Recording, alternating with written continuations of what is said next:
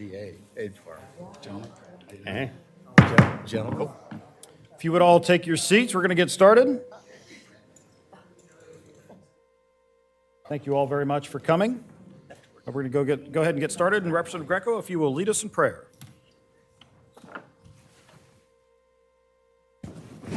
Lord, thank you for bringing us all together today. Please watch over everybody in this room and everybody who's working hard to serve the interests of our community. Give us the wisdom to do what's right by you, to do well in service of you and in service of our community. In this we pray, amen. Amen. You all remain standing, and I'll lead us in the pledge. I pledge Allegiance to the flag of the United States of America and to the republic for which it stands, one nation, under God, indivisible, with liberty and justice for all. Thank you. Now we're going to get to one of my favorite parts. I love the small delegations. We do a roll call. So, Victoria, will you lead us in a roll call, please? Here. Representative Greco? Here. A quorum is present. Isn't that awesome? Well, thank you guys for being here. I appreciate the opportunity to continue to serve you all. I'm going to give you a couple of opening remarks here based on just kind of my experience and what I see coming in the next year. For those of you who are in Putnam, you're going to hear it again. But I will tell you that, bluntly, last year wasn't a great look, right? It wasn't a great look for Republicans. It wasn't a great look for state government. There's animosity between the chambers, animosity between the speaker and the governor. And it wasn't a great look. And the result was, we kind of aired our dirty laundry. And listen, it is not uncommon for there to be differences between the chambers and to be differences between the chambers and the governor. And we just typically work that stuff out, just not in public. We work it out and you see the final product. The bad news is I don't see it getting much better this year. I think there are no indications that it won't be a contentious session going forward. I think if you're a betting man, you'd bet on a contentious session going forward. I think there will be continued pressure on the budget. And bluntly, if you look at the revenue projections, you will see that the growth in our costs are outpacing the growth in our revenue. And at some point in time, those two lines are going to intersect and we would have a problem. But we will be judicious and we won't let it become a problem. The result is some downward pressure on our spending, and I think you'll continue to see that this year. But I'll tell you, we in Flagler did well. And in a year in which there was a lot of downward pressure on the budget, with the help of Representative Greco, we were able to hold our ground, and you all got your fair share of what was. The pie may have been smaller, but you got your fair share of what the pie was. And I think that'll happen again. We'll continue to fight for you and make sure that communities like ours continue to get represented. Representative Greco, anything you'd like to add? Well, I want to thank you all for coming today and appreciate the opportunity to hear from you about what you're thinking about as we head into the next session. I do want to say what a pleasure it is to work with Senator Leek, and while there may be some tension between chambers, I don't think there's no tension between us. Between us, and we have we've talked about this before. If you've heard me speak at different events, I've mentioned it before, but we're in a unique position in that Senator Leek and I are both freshmen in our respective chambers, and if you look at the map of the Florida House, all of my neighbors, and then some, are all freshmen. It's unprecedented. But we've been very well served by having somebody with the experience of Senator Leek as our Senate counterpart. He's been incredibly helpful in getting things over the finish line, and we look forward to continuing to do that. So there are pressures on the budget that are going to be felt in all districts across the state of Florida, but we're very focused on making sure that Flagler County has what it needs, and we look forward to hearing from you today about that and working to deliver for you over the next few months. Now, most of you are pretty seasoned veterans, and so you know how this process works, particularly as we're going to go through the budget cycle and request for projects. But to the extent that you need assistance from my office or from Representative Greco's office, please allow me to introduce to the staff that works with me. In the back, we have Danielle Curbo. The front, you got to raise your hands so they know. And then in the front, we have Lynette Phillips. And then brand new with us this year, we have Victoria Laird. And from my team, we have Shannon Shepard and Joelle Rodriguez. I think at this point I'd like to recognize the elected officials. If most of you, I think, are speaking, but if you are here as an elected official and are not going to be recognized later when you're speaking, can you stand up and just wave a little bit? Everybody, thank you guys. Wow, I've never seen this many elected officials not come to the microphone. Thank you guys for being here. I appreciate it. We're going to move right into our speakers. And first up, we have Andy Dance, Chair Commissioner, Flagler County Board of Commissioners. Good afternoon, and Honorable Senator Leak, Honorable Representative Greco. It's a pleasure to be here. I have with me my fellow commissioners, Commissioner Hanson, Commissioner Carney, and Commissioner Richardson. I really enjoy the relationship, I think all of us do, that we've been able to foster over the past year. And we do feel very well represented by the both of you. You listen to us, you take time to hear our, not complaints, but just the things that are happening in Flagler and allow us to express our thoughts to you. So thank you very much. It's a little awkward coming to these and talking about a handout of things that help us, but we've got a few projects in Flagler, right? Last time we talked, the focus is you wanted something that you could fight for on Capitol Hill. So ours are focused on infrastructure, resiliency, and emergency management. And these are critical to Flagler, and we just wanted to highlight these for you. So our first one is County Road 304. It's resurfacing and multiple bridge improvements. 304 is a critical east-west road for us from US 1 out to the west side. So it is in dire need of improvements, and there's some growth pressures in that corridor. So this is an important roadway for us. The second one is the construction of the Black Branch North Drainage System. This one is an area that needs additional capacity work, and it abuts the National Guard site that is a future Guard site that will be under construction soon. So it will help alleviate drainage issues in that area, and that's kind of our resiliency request. The first one was a $5 million request. This one is additional 2.6, and we have additional dedicated funding backing both of these up. And the third one is disaster resilience staging site. So we've talked a lot with Mr. Lord, our emergency management director, and out on the west side, we've got room for staging for emergency management needs. It's something that we, in the past hurricanes, have figured out we don't have enough staging area, improved area. So we've allocated a site.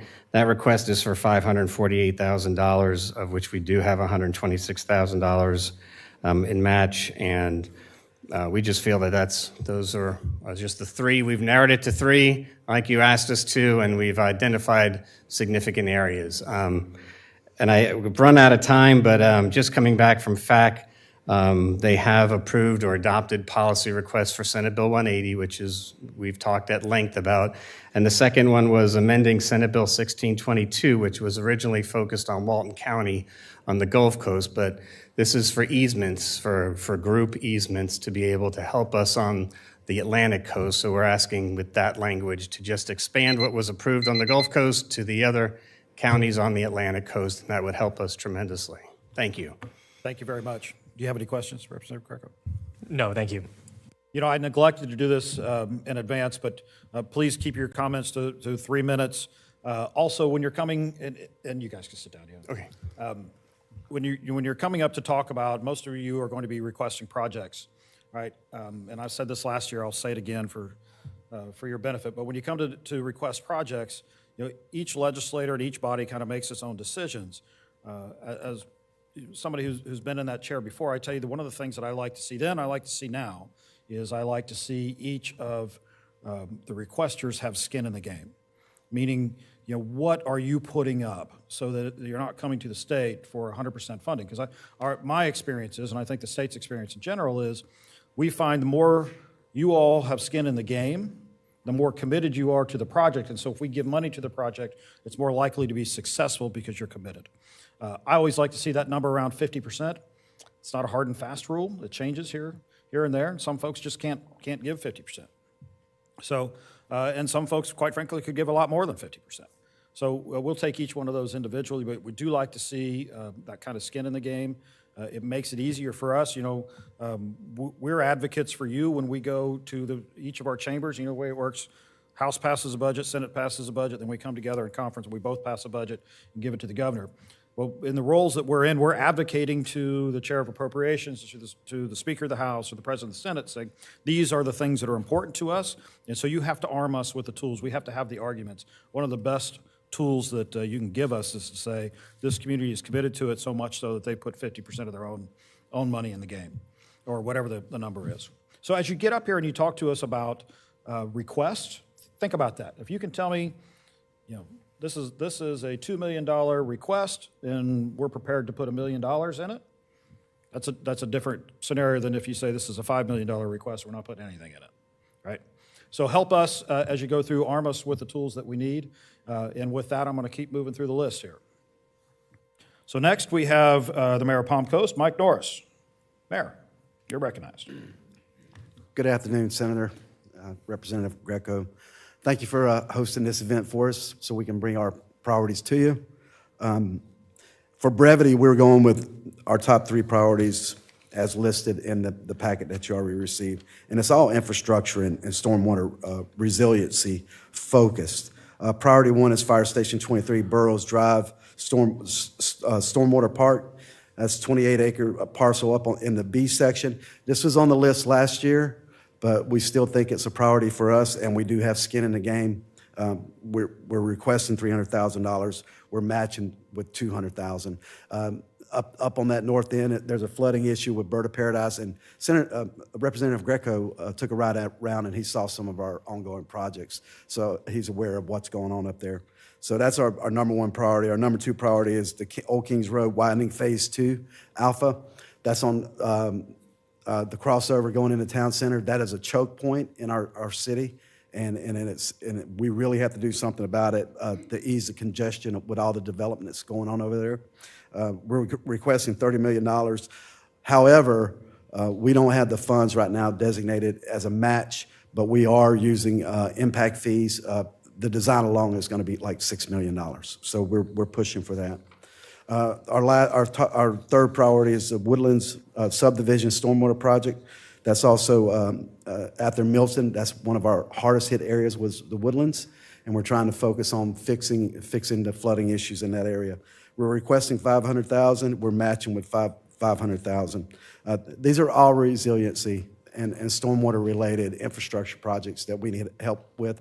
We really appreciate what we got last year, but we can't do it alone. We need your support, and I'll yield my time to any questions. I don't see my time, but I'll yield my time for any questions you may have. No, thank you. You did a wonderful job presenting. That's exactly how I like to hear it and what I expected to see. Representative Greco? No questions. Thanks, Mayor. All right, thank you so much. Thank you, Mayor. Next up in the Mayor Parade, we have Mayor Catherine Robinson and Dr. Alvin Jackson. Bunnell.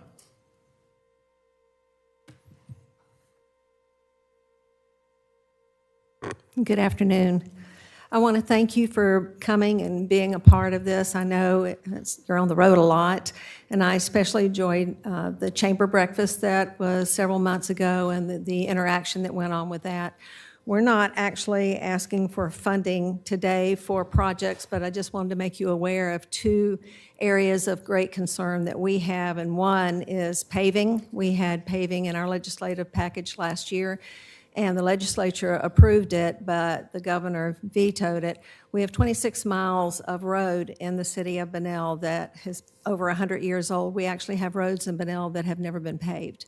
And so that's a lot of roads and a lot of money. And so we're working a plan to try to figure out how we've done some micro paving, but it's just not taking care of what we need. So that's the first thing. And the second thing. Can I jump in before you do that? Yes, sir. So you said you weren't requesting anything this year, and the fact that you got vetoed before, I wouldn't discourage you from bringing that project back up. Okay. Because you did make it through the legislature, and And sometimes, the governor has a theme of things he's not going to do this year, and it may not be the same theme next year. So we may be able to get it funded. But I would I appreciate I would that. encourage you to continue. The legislature has been good to us over the last 5 years with many grants and money to help us with as we have a new building that if you ever had a chance to go and tour it, it's beautiful. And just a lot of things going on that's been positive, but the roads are a big issue, and it's a safety issue, without a doubt.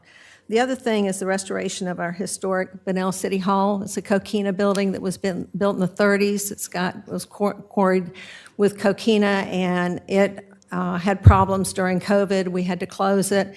It's a historical designation building, so we've had 2 fundings to help to build that up, but with the increase in cost of labor and supplies, we have not been able to get that back open. It's been closed about 4 years now.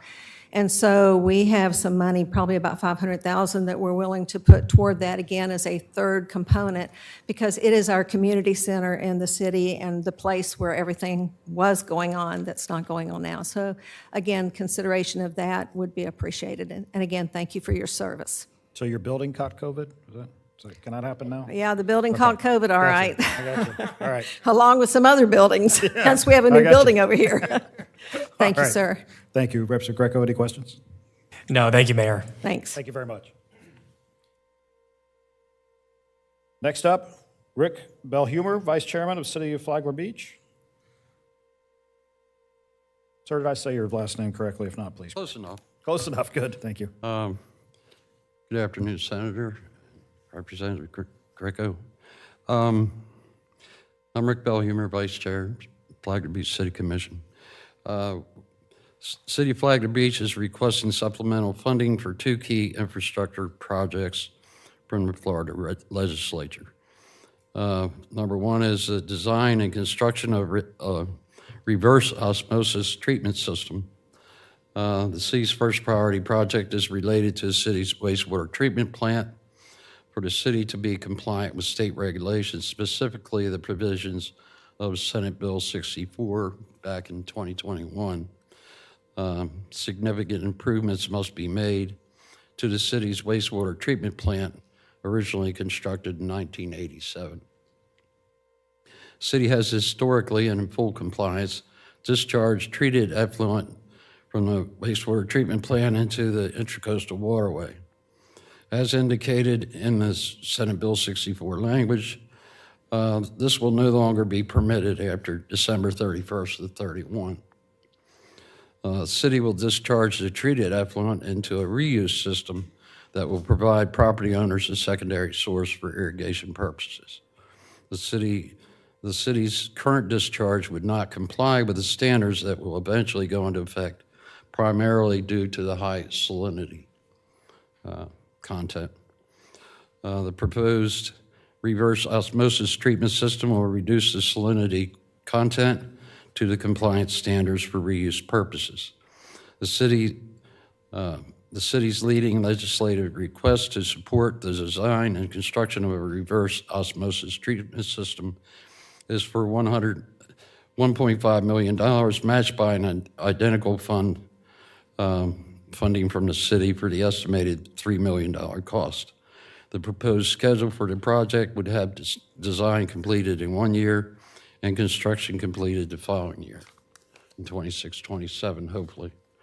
I'm running behind here.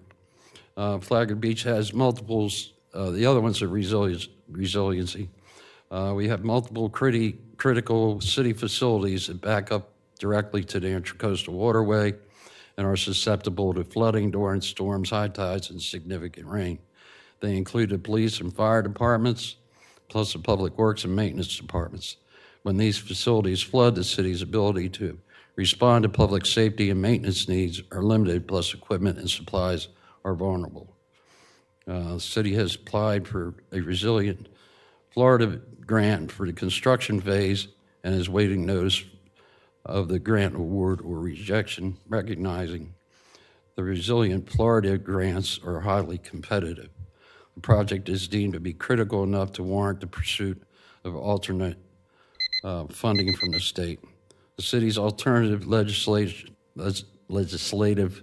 request to support the construction of stormwater and resiliency berm is for $1.5 million, with identical local funding for the estimated $3 million. Thank you, sir. And that, Appreciate thank it. you. Thank you very much. Any questions? No, thanks, Vice Chairman. Next up, Superintendent Moore, Flagler County Schools.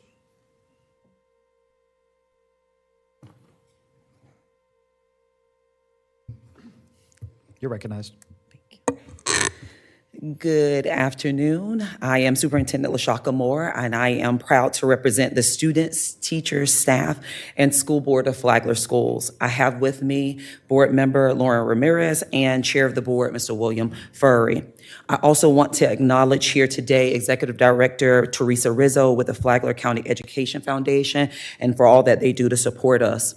We wish to thank the delegation members for your support of our platform last year. 2 of the 3 items that were important to us locally last session were positively addressed. In particular, the changes to the school start time mandate will save the district millions in future transportation costs, and that funding would have come out of instruction. Both the Flagler School Board and I are extremely grateful to you for your support. Our district has consistently been improving academically. We find ourselves just short of being an A-rated district, but we are confident that this is our year. We are extremely proud of the amazing opportunities we offer our families. Flagler Schools is an open choice district, allowing our families to select the school that best meets their needs. We are also committed to our local initiative of Diploma Plus. That is ensuring that 100% of our students are graduating with a high school diploma plus AP, ACE, IB, military designation, fine arts, industry certification, and more. Our local platform this year includes 2 items. The Senate President proposed a rural Florida initiative last session. We believe that he is bringing that back for the 2026 session. If the education portion of this proposal were adopted by the legislature and signed by the governor, Flagler Schools would share a $25 million grant program that will allow the board to address several potential local priorities. We believe that our share of this grant would be significant and potentially recurring in nature. This is the biggest opportunity for the school district in the 2026 session, and we ask you for your strong support to adopt the education portion of the Rural Renaissance as proposed last session. In our second platform priority, we are requesting recognition of all students served by the district and all formulas for generating or sharing capital outlay dollars. Current formulas only recognize kindergarten through 12th grade students, which ignores the needs of pre-kindergarten and adult career education students.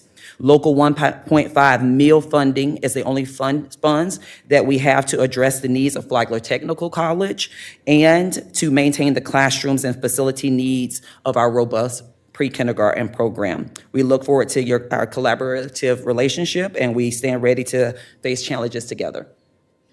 Thank you. Do you mind? I have a question or two.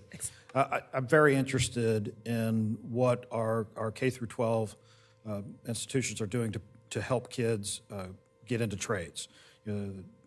Trades are where the jobs are. Quite frankly, the trades are where the immediate income is. Best return on investment you can get is to go into a trade. But we have, as a society and as a state, decided the measure of success of a high school student is whether they go to college.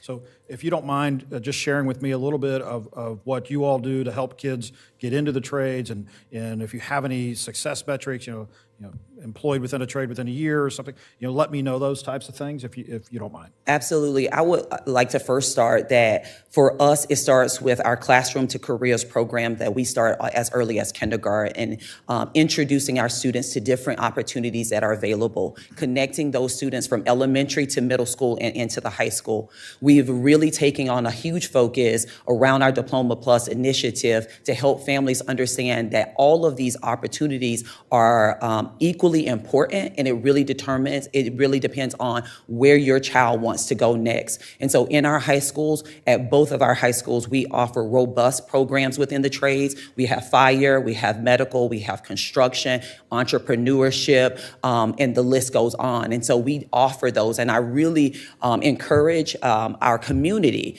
to continue to come out and visit those spaces.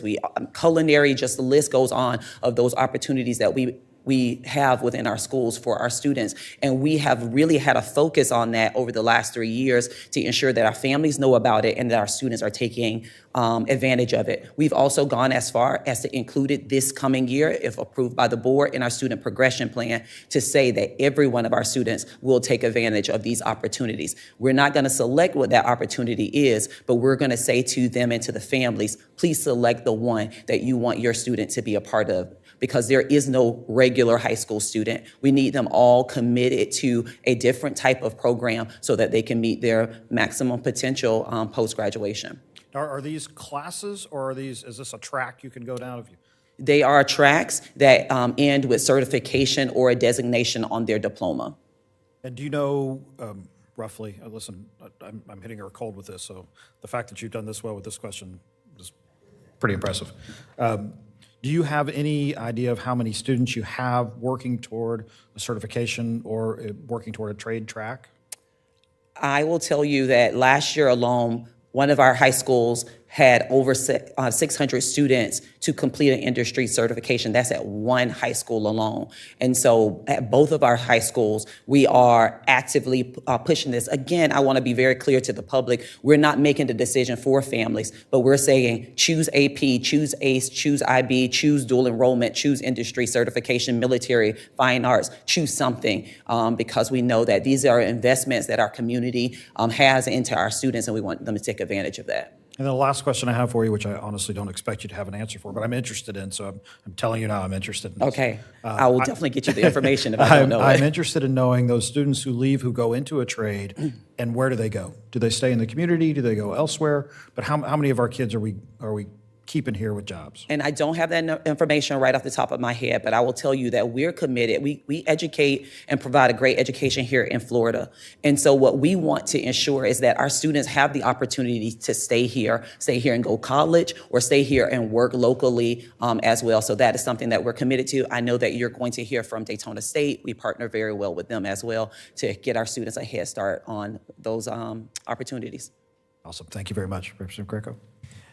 No questions. Superintendent, thanks for all your work. Look forward to continuing to work with you. Absolutely. Thank you. Guys. Great work. Dr. Tom Labasso, President, Daytona State College.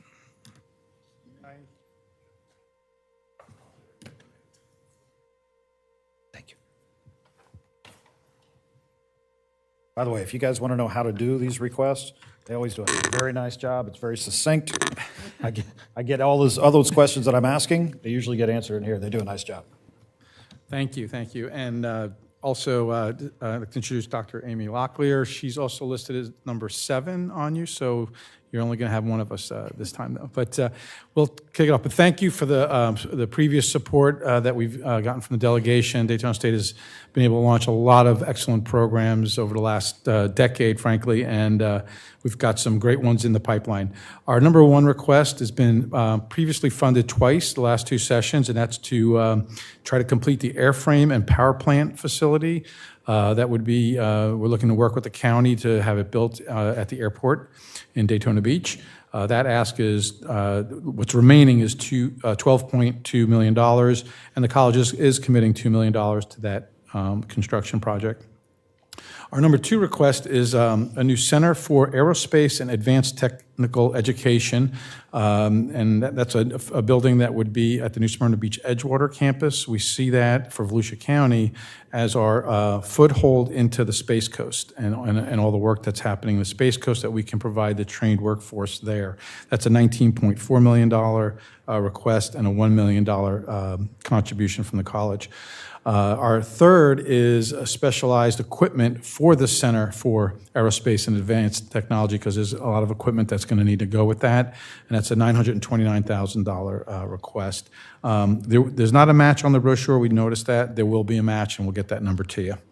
Our 4th request is a kind of a continuation. Last session, we got some campus safety funding to do the access controls for our building. We got $700,000 out of a $1.4 million request. So this year we're coming back to get the remainder of that, and we've added some cameras to the request. And it's a $1.3 million request, and we will also be contributing $100,000 towards that equipment purchase. And we're already implementing the 700,000 we got, and it'll give us the access control where we can lock a building down with a press of a button. And our fifth request is not a financial request from Daytona State, but we are supporting our partners, University of Central Florida, who has a request that's been previously funded, and that's for a discovery and innovation hub, and we'll be working with them on that, and that's planned for a Institute for Risk Management will be there, as well as other programming, and we're here just to support that request, and we're ready to go. Thank you. Any questions? No, thanks, President Lopez. Thank you, guys. Thank you. If you don't mind, though, I'm going to take an opportunity to use you as kind of a teaching example here. So what you heard happen there are things that put you in the best position for success. Clear, articulated projects with a match. The other thing that you should notice is, if your overall project is $12 million, but you can only spend 2 of it in 1 year, ask for $2 million, make the match 1. If it's 12, then you're going to want to see 6. Break it up over time, and you're much likely to have success. The other thing that Daytona State has done well is they've capitalized where they've received funding in the past, because once we start a project, we are more likely to finish funding that project. So keep that in mind as you're putting your stuff together, and kind of help us help you. Thank you, guys. Thank you. Salvatore Genitelli, CEO Stuart Marchman. Good afternoon, Senator Leek, Representative Greco. For the record, I am the Vice President of Community Engagement, but I appreciate the promotion. I'll let Ivan know on the ride home that I've got. Well, should I contact the president and tell him you've been promoted, or? I absolutely will do that Okay, on the yeah, way thank home. First and foremost, I want to thank you both for your continued support of SMA Healthcare and for the mental health of the citizens of Flagler County. And Representative Greco, I shared this sentiment with Senator Leek earlier today, but I want to share it with you as well. During this last marathon of a session, your support manifested in an increase for funding for behavioral health across the entire state of Florida during a time when we're going through a much-needed fiscal reconciliation. And that is amazing. It's a huge thing. Everybody heard the message from Tallahassee, which is that our mental health is just as important as our physical health. We have to focus on that as well, and we deeply thank you for that. Oh, by the way, this is Andrew Williams. He's our vice president here in Flagler. So this past fiscal year in Flagler County, we served over 2,700 citizens. We offer walk-in screenings, outpatient therapy, psychiatry, case management, and we work together with the Department of Health to provide primary care services as well. On top of this, we engage in outreach and prevention. We have medication-assisted treatment for people with substance use disorders, and we have a mobile crisis response team that's available around the clock to the citizens of Flagler at absolutely no cost. We have our flagship program, residential program WARM, Women Assisting Recovering Mothers, in Bunnell. That serves upwards of 300 women per year. I'm proud to say that since 1999, WARM has seen the birth of over 500 babies drug-free. This November, we're going to be breaking ground in conjunction with our partners at Flagler County Government on a central receiving facility. This is not something that currently exists in Flagler County. Central receiving facility basically serves as the front door, 24/7 access to all of our behavioral health services. It will include a 20-bed integrated stabilization unit, as well as a 28-bed men's residential program. This has really been an amazing project that we've done with Flagler County. Flagler County has put forward $10 million to build the building. We've matched that with $4 million. We're looking at different avenues and how to fund this moving forward. We're not writing an LBR just yet. We want to make sure that we currently investigate other avenues. To that end, we've been speaking with LSF and DCF, and we're going to look at creative ways to collaborate with our partners up in St. John, those folks being Epic Behavioral Health and UF Health as well. Should that change, you guys will be the first to know. And again, thank you so very much for your support. Thank you very much. Great work. Appreciate it. Thank you. Next up, Allison Miller, Early Learning Coalition of Flagler and Volusia County. You're recognized. Good afternoon, Representative Greco and Senator Leek. My name's Allison Miller, and I'm the Chief Program Officer for the Early Learning Coalition. As you probably know, we have the honor and privilege of facilitating the school readiness and VPK programs for Flagler and Volusia County. I know last year the funding formula for coalitions was a topic of conversation, and that's what I wanted to talk about today. The formula consists of the fluctuating county population as well as the projected enrollment by county. And one of the challenges that we find that happens with that is the variability in the population, the variability in the amount of enrollments that are projected is causing the budgets to not be consistent year over year. And some of the challenges that come with that is that if we have a community that has, with no additional funding coming into the system, we have a community that has a large amount of growth, then what happens is to give that community more funding, then we have to take funding from another community. The other challenge is sometimes those communities don't have the capacity built yet to be able to serve those kids because they don't have maybe enough childcare providers or enough staff to do the enrollments and those sort of things. So then sometimes they can't spend that funding in the amount of time they need to spend it. So then we have to do reobligations and deobligations throughout the state, and oftentimes those come at the end of the year and there's not time to spend the funding. And so some solutions that we would like to ask is to add a compression factor when coming up with the funding formulas each year, and then to have more flexibility in shifting the funding around. And we did receive some steps in the right direction towards that last year, so we're really thankful for that. Like the funding that was not spent last year, we were able to get in our budgets early this year, so we are really grateful that happened, and we hope that continues because that is so helpful as opposed to getting the funding in March to spend by June. And then also just being able to move the funding around in a faster way. So that's all we're asking for today. So any questions Great. for me? Well, thank you very much. I don't have any questions, Representative Greco. All right. Well, thank you so much for Nice your job. time. Thank you. Mary Hampton, Florida Citizens Alliance. Ms. Hampton, good to see you again. You're recognized. 3 minutes. State Senator Leek, State Representative Greco. I'm Mary Hampton again. I represent FLCA, Florida Citizens Alliance. This year, the FLCA focuses on 4 bills. The first is a bill to remove a loophole in Florida law allowing for school material which actually harms children's mental health. A solution for this loophole is by adding a Part D to Florida Statute 847.001. Bill number 2, legislation to empower parents by providing transparent, world-class, competitive school grades. While we grade Florida students with 90% or better with an A grade, Florida also grades the schools. The A grade starts at 62%. 47 out of 67 districts have a declining enrollment. In order to build a world-class economy in Florida, businesses need to hire students who prove mastery of subjects. However, under Florida's current grading scale, it's impossible to determine if any mastery has legitimately occurred. Cursive. Some students can't even write their names when they graduate. AI is FLCA's additional new area of focus. How to empower parents to choose what AI content their child can access in the schools. AI provides some benefits to the schools. However, let's protect parental rights and protect the children. Multiple cases of suicide are associated with AI. You've probably seen that in the news. And studies by prestigious institutions indicate that prolonged AI use can affect cognitive abilities. FLCA proposes 3 bills for this. First, a bill to strengthen Florida's data privacy laws with the goal to protect the student data that they collect. Bill number 1 allows parents to consent to share their child's data with AI companies.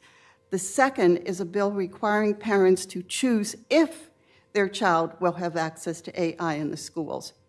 The third bill requiring and showing that the AI platform has a Western world view, not the IB, and that the bill and AI shall comply with all Florida statutes related to education. If you have any interest working with us, please contact us. Thank you. Thank you. Next up, Alex Redkin, Senior Manager, State Government Affairs, Spectrum Charter Communications. Alex? Going once, going twice. All right, we're moving on. Next up is Michael Feldbauer, President, Flagler County Drug Court Foundation.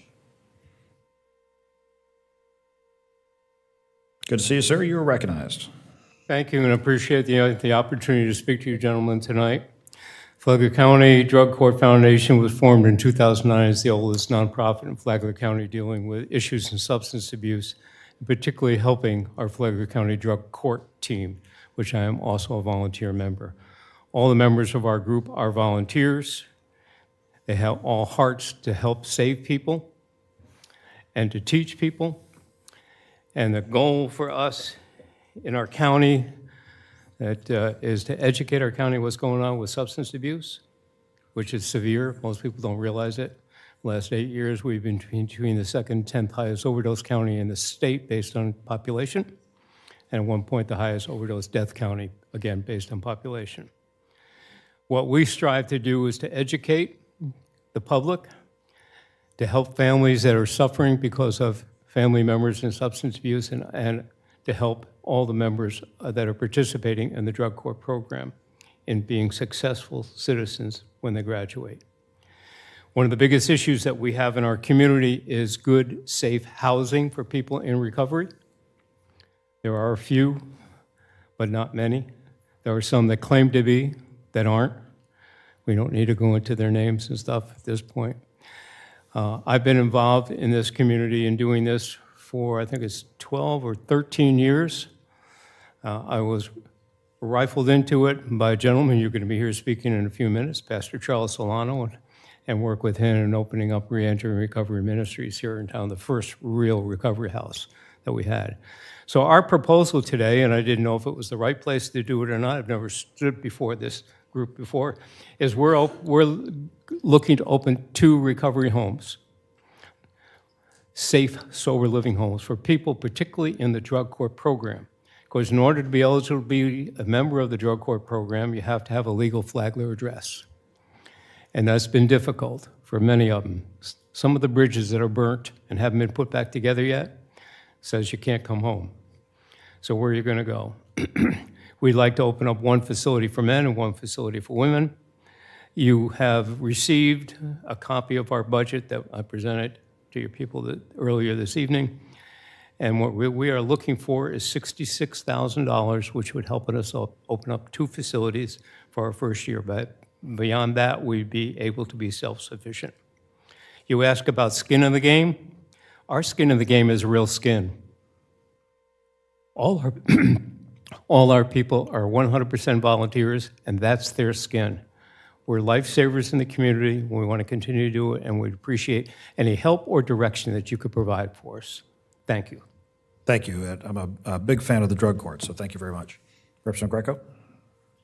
Anything? No, thank you. Thank you. Next up, we have Jane Gentile Youd. Is it Youd or Youd? Youd. Yeah. All right, Miss Youd, you're recognized. Thank you so much, and I want to thank Danielle with all my heart, who I know for years, because I received the notice. Don't take this off in my 3 minutes. I got the notice from the county last Friday after the time to apply expired, and I had one of my Jane fits, but I know Danielle, and she squeezed me in, and I want to thank her. I am not asking you for funding. I'm asking you the opposite. My husband was born in Bristol and worked at British Aerospace. I worked for Alitalia Airlines for years. My husband has worked at FBOs. He now drives 72 miles each way to work at Kennedy Space Center for Northrop Grumman under the NASA Artemis project. He's working 6 days a week, 72 miles each way. He doesn't want to move to Brevard County because we built a castle 23 years. We made a beautiful house. He doesn't want to move. But we know enough about the airport. So my request is it's very complicated. We have an airport here, the Finn Airport, which, in my opinion and in many others, I am not affected by the airport traffic. We live several miles away. The traffic, the flight schools are causing total destruction to the people who bought homes here before the flight schools began. We need fixed-based operators where we have corporate jets who come into the airport, who don't let toxic fuel go all over the homes. These people are flying morning, noon, and night. Some of the citizens, they have graphs. These citizens are flying at 200 feet. They are tormenting the residents. There is absolutely no control over the airport, and there is funding, there's grant money that FAA and FDOT are planning to give to the airport to widen runway 1129. That happens to be my birthday, 1129. That runway does not need widening. That runway needs flights to Roatan and the Caribbean. That's what we need on that runway. We don't need flight schools. They need to be evicted.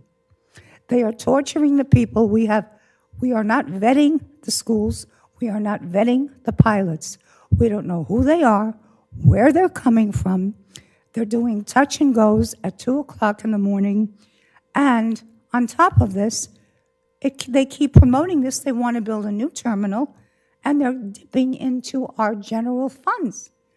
The airport is an enterprise authority, and every year they're in the red because they are not using the airport the way they should. We need the airport for corporate jets. Please, I have one other topic, please, please, please. And it's not for money. Very quickly, please. Okay, very quickly. FDOT. I've been working with FDOT. I was called the tree lady in Dade County. I've adopted roads here. I work with the districts. FDOT needs pressure washers. I've been in Europe many times. The roads in Europe are gorgeous. We spend all this money on overpasses, and our roads are filthy, dirty. The overpasses are never, ever cleaned.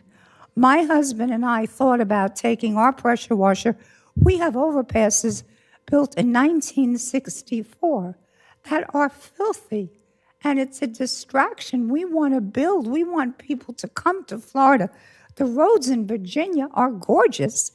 I'm asking that you fund each district one pressure washer to pressure wash the roads and the underpasses. It's sickening. And the medians, when you go to Europe, they put flowers instead of grass that overgrows into weeds. It's an area, it's what Lady Bird Johnson started, and I would like to continue working on this. We need to clean our roads. It's going to help our tourism. It's going to bring people. It's going to make Florida look as beautiful as it should. Thank you. Do you mind if I ask you a question about the airport? Not at all, anything.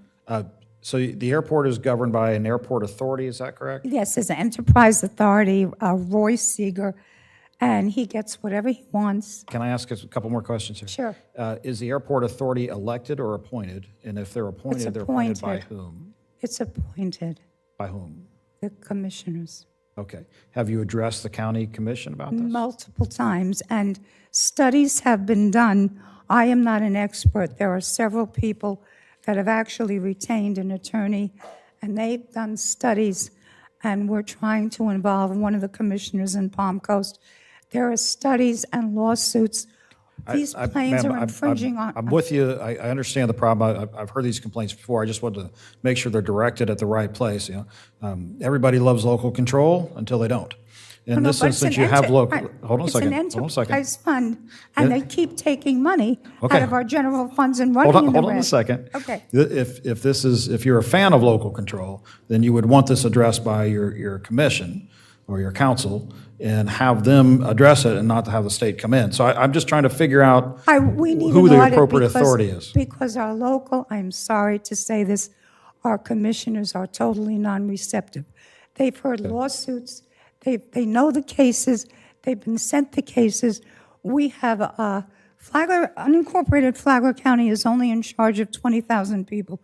We have 3 people in the law department. I've litigated and I never graduated college. You know, I've gone to the 3rd DCA pro se. These people are not even reading lawsuits that are being successful in other states, and they keep giving the airport good money after bad, and they're building a terminal for flight schools. We might have some more Mohammed.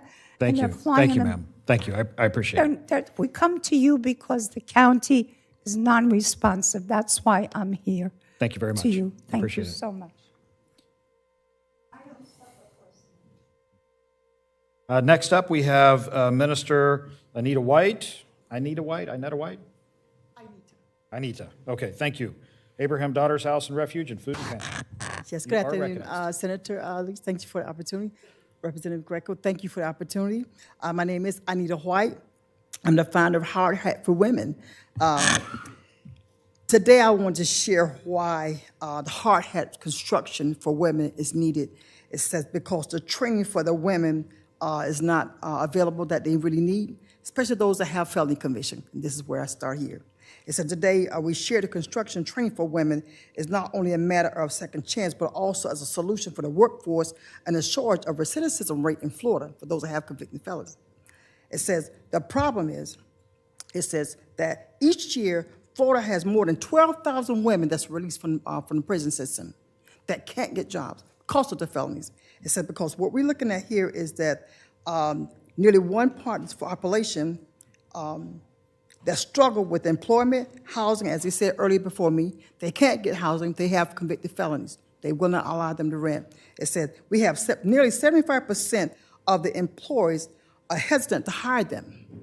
I'm a retired correction officer, and I'm retired from Stuart Marshman Warren, they mentioned before me, so I know. So therefore, we're offering this hard hat for women as a part of construction.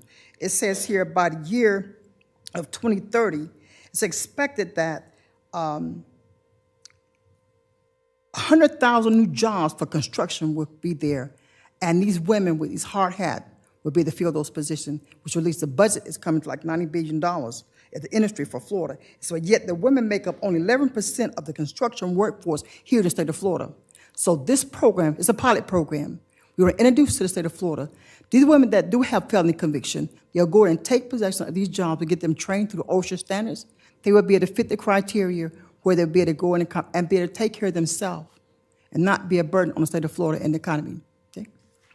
Next, it said our solution, Hard Hat bridges the two needs. One, providing women with partnership and trade school that provide them with hard hat construction, the skills, carpentry, electrician, plumbing, and so on, and technology. Second, it's a national recognized certification. Wednesday, I was at at Laurie Correction Institution, where the Florida Department of Correction is giving them certified certificates in plumbing, HVAC, carpentry, everything I've named here. Likewise for the female. I didn't go to Laurel yet, but we had it there. So therefore, we're presenting this as a pilot program, the state of Florida, to prevent this and to declare the recidivism rate.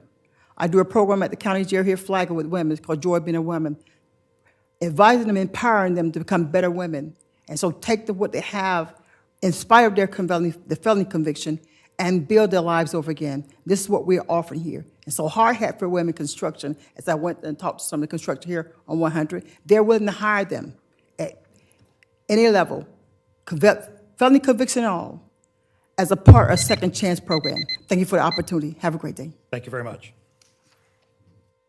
Next up, Pastor Charles Solano and Toby Tobin, Open Door Reentry and Recovery Minister.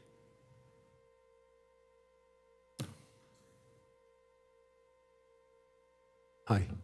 You're recognized. Nice to meet you, Senator Leek, and nice to see you again, Sam.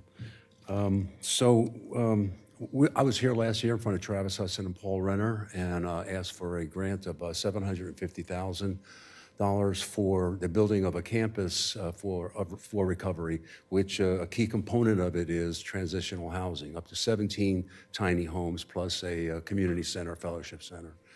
That's necessary. For me, I see it on a daily basis that if you don't have transition after you complete recovery, you're pretty much going to fail. You're going to have to learn how to implement, save your money, get back into society. So we received that grant. I'm so grateful for that. We purchased the land, and here's the Flagler County realty expert. He's the guru here, Toby Tobin. And so we had a lot of meetings with the city, with the engineers, and we purchased the property. We are now engaged in developing the land. But since we purchased the land, something has occurred, and that is that there is a median that has been put in on Route 11, which changes everything for us as far as entering it. We can't make a left-hand turn. There's a road that now is required for us to build and pave in the back of the property. There's extra costs for sewage and everything like that. Excuse me, is Route 11 a county or a state road? It's a state road, I think. Okay. Yeah. I'm not familiar with whether it's county or state. But thanks. It's actually the continuation of Moody Boulevard right here. And so that's changed to the degree where we are now had some cost analysis done by the Allen Engineering Group, and for everything that they are proposing needs to be done in talking with the city, and the city's been very helpful. They're suggesting that we go for about another 700,000. I'm comfortable with asking for another 500. That would bring our level of the grant. I still have 193,000 of the previous grant that I haven't used yet. That would bring the total up to 1.25 million, and we have 650,000 in debt-free property. That's our skin in the game in it. So we have some challenges before us, and I hope that we are able to get this, because otherwise we won't be able to complete it. Have you talked? So I understand the request is a turn lane. I'm a little confused. Oh, we can't. There's a median there now, so yeah. But is the request a turn lane or a break in the median so people can turn? I haven't done that yet, but I don't know if that's even available. Okay. Yeah. I was just trying to follow along. Okay. Thank you. We can't turn left there, and not only that, for the emergency vehicles, in order to, Stuart Marchman is going to be right in back of us. They're building something there too. So that road not only has to be paved, there needs to be for emergency vehicles, like fire trucks, to get in there, turn around and come back out, that kind of a thing. So the additional 500,000, what is that for? Well, it's for, can I give you this? You're welcome to, yeah. The pages, you'll see.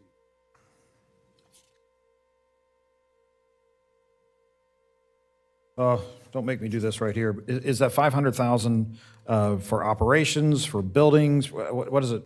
No, it's not for buildings. It's just land development, just preparation. So it's land prep. Yes, land prep. Okay, so planning and design is what you're looking at. And Okay. it'll be good for the city because I'll have a road paved. Thank you. All right. Thank you. Any questions?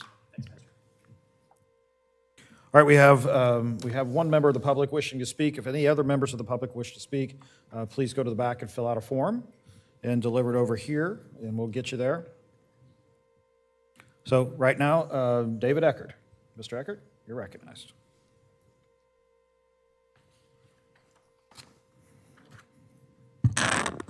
Thank you, Senator Leek, for your long performance for protecting the regional beaches, which protect our mainland areas which suffer from compound flooding challenges. Over the last 9 years, I have worked together with Steve Davis to comply with permitting and funding requirements for the state and federal programs for shoreline management. Over the past 7 months, we sent a 106-page critically eroded beach assessment directly to FDEP, which the county endorsed.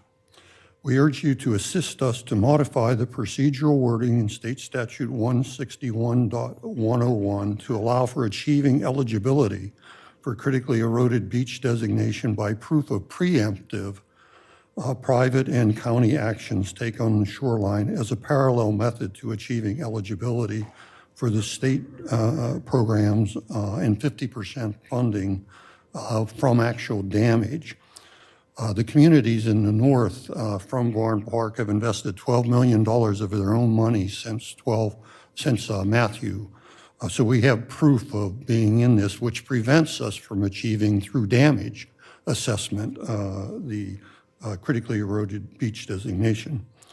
I have provided a red line suggestions to the county for wording changes of 161. We also may need some modifications to covering the rocks for mitigating, because the use of low-cost dredge plus 50% eligibility for critically eroded beaches are the underlying criteria for U.S. Army Corps acceptance of some of the areas for federal money also. So please get involved personally to achieve, or to help Flagler County get critically eroded beach designation by August 2026. We intend to help the county achieve that capability for dedicated shoreline funding by that same date. As you know, there's many efforts to try to get a dedicated shoreline funding for either $8 million a year or $12 million a year, depending upon whether it's the unincorporated areas or the overall shoreline area. Thank you. Thank you very much. Representative Greco, anything? No, thank you. I just want to say, folks, this is one of those examples where the incentives are upside down. So for those communities who spend their own money to make sure that their beach doesn't become critically eroded, they cannot qualify for a critically eroded beach designation, where otherwise they just let it go and did not try to help themselves. They would get a critically eroded beach designation, and the residents and the state would be much worse off. So I think I understand what you're saying, Mr. Eckert. I kind of like what you're saying. I want to investigate it a little bit more. It seems to me like you shouldn't get penalized for doing what we want you to do anyway, right? So let us kind of digest that a little bit and look at it, and that may be something we can help you with. Yeah, if you would sponsor that and make sure that we get the legal wording correct. Thank you. All right, next up we have, oh, help me, what's the last name? Cameron O-R-R, Cameron Orr. You are recognized, sir. Thank you, gentlemen. I'm with a group called Animal Refuge Flagler. Unfortunately, Flagler is one of only 9 counties in the state without a municipal animal shelter. We are served by a small humane society that built their facility with 56 kennels 22 years ago, when the population of the county was about a third of what it is now. We have not built a single kennel for animal sheltering in the last 22 years. I'm grateful. We've been briefing the county and the city of Palm Coast for about a year and a half now about the facts and the fact that we routinely have over 100% capacity issue at our current small shelter. I'm grateful that we have started a joint task force between the county and the city to really firm up our needs and hopefully make that priority list for a future request. It's not just a humane issue, but it's a public safety issue here in Flagler. Thank you for your time. Thank you very much, sir. Representative Greco, anything? No, thank you, sir. Thank you. Next up, we have Celia Puglisi. Hopefully I said that okay. You're recognized. Well, thank you very much for letting us bring. I'm deeply appreciative. I'm sorry, we're not getting that on. Can you get on the microphone? Thank you very please? much for hearing our needs and what we bring here, especially to Mr. Greco, which I met before. I am echoing just what was mentioned by the need for some animal shelter that should be governmental, that cities have. It is very badly needed. I totally support them. I also am going to speak about the same issue Mrs. Youd mentioned before. We have this airport in the middle of the city of Palm Coast, and we love the airport. I just went to the airport restaurant yesterday with my husband after a meeting. We love our airport. We always did. I'm a resident here since 1991, and for decades and decades, we never had a problem with the airport. But lately, When the schools were invited, the flight schools were invited to sit in the airport by the airport authority, which is our county commission, our issues started. It's unbearable for some. I live 8 miles from the airport. I still am affected, but the people that had their homes already here for many years are suffering. You need to hear them, really. It is really bad. And also the danger, because 500 flights a day of kids practicing touch and go, and around, and touch and go goes over the hospital, goes here on Route 100, over the school, over our residents, especially in areas where the residents are not that opulent, and it is really bad. It is dangerous for all of us, and we are questioning, like, for example, I'm going to ask you for this, is roads. We have Olkins Road in Palm Coast, originally a county road. I believe it still is a county road, and it's been over 20 years ignored, expansion, widening, and extension to finish at least from Matanzas entrance, Matanzas Parkway, all the way to Dixie Highway, or maybe to Route 100. Actually, to Dixie Highway is needed. A lot of traffic, and the one problem we have is when there is often an accident on Route 95, they divert the traffic as a bypass, and they use that road. So the people that live on that road, it is just, they cannot go out. They have to stay in, they cannot go in and out. It's very dangerous. You need to please look into that. And the issue is, how come the county gets $69 million for the airport at least since 2019 from the same department? Is FDOT, and FAA is a department of FDOT, and they can get that type of money for an airport where we cannot buy a ticket to fly anywhere. But our roads are not funded because they don't ask for the funds for the roads. We need that. And also we need funds because the terrible growth we had lately, all of a sudden this growth, everybody's moving to Florida, and that's okay. But our sewer systems are failing, and are failing on the existing residents, and our rates have gone up. In my house, with two of us, we spent $160 in just water, sir. So that's the only thing I can say. Thank you for the minutes you give us. Thank you, ma'am. Thank you. Thank you, ma'am. Do we have any other members of the public wishing to speak who haven't filled out a card? If so, please fill out a card. Not seeing any others, we'll move on to the remainder of the business of the delegation. Let me give some final remarks first. I've said this many times, but I grew up just down the street, right? And I've been coming to Flagler County and as a kid and as an adult, and I just love Flagler County. I have, as a kid, I used to sneak away and go up to Snack Jacks, and I think it's called High Tides now, but Snack Jacks, and this is just a very, very special place. And I get why you want to preserve the special nature of it. We got a lot of folks moving to Florida, and as long as we offer, a product as good as Flagler County, you're going to have a lot of folks wanting to move to Flagler County. I would like to see, first and foremost, you'd like to see your local governments, your counties, your cities, take charge of what they can. The state, listen, we get accused of, overrunning cities all the time, and quite frankly, we do some. But you always want to see those opportunities first taken by the local governments to address some of the issues that I've heard here today. And the other thing I'm going to ask you to do is you kind of want to save your cards to go to the state for something pretty big. So you take a look at what you've got for grants within your counties, within your cities. There are other grant programs that don't require, you don't need an act of the legislature necessarily to get everything done that we've been talking about. So make sure that before you come, make sure you've looked at those types of grants, and if you need help finding them, we'll help you find them. If it's a county grant, go talk to your county administrators. If it's a city grant, go talk to your cities. But don't put all of your eggs in that one basket of going to the state legislature, because quite frankly, it's the hardest route to go down.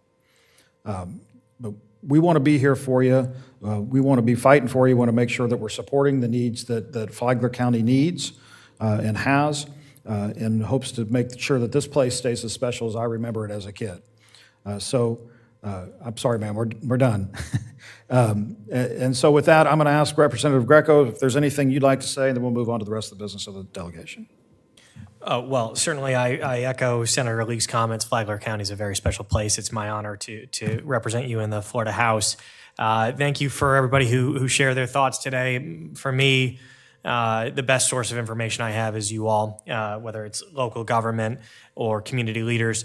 The experience you have, what you're seeing on the ground, what we can do for you from Tallahassee, you're the best source of information. So I appreciate you sharing that with us today. Please continue to communicate with me in my office as your needs change, your priorities change. We'd love to hear from you.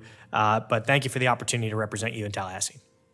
And before I go to the next part here, let me heap a little love on Representative Greco here. I hope you guys understand and appreciate how great of a member that you have in Representative Greco, and that his future. You guys, Representative Renner set an enormous standard.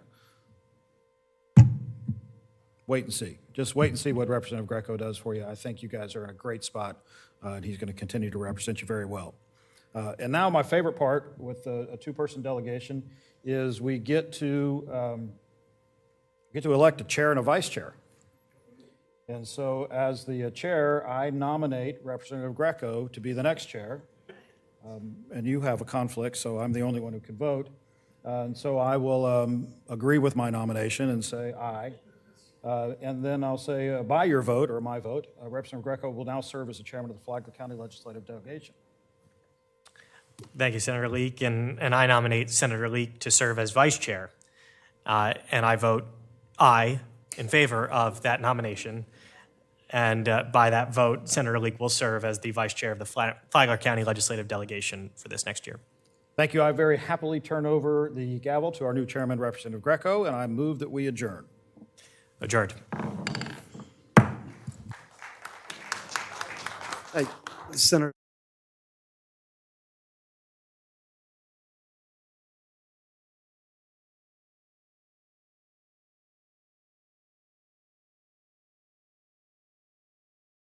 That you guys didn't have anything in your office from Palm Coast. So what we are doing, where's Tom Miller? Where you at? Oh, there he is. So what we're going to do is we're going to present you the key to our city for your accomplishments during the last legislative session and fulfilling some of our asks. So you'll have something from Palm Coast in your office. Okay, it says the key to the city presented to Senator Thomas J. Tom Leake for your support and advocacy 2025. And Representative Greco says the same thing. Key to the city of Palm Coast presented to Representative Sam Greco for your support and advocacy in 2025. So thank you, gentlemen, very much, and we appreciate your continued support.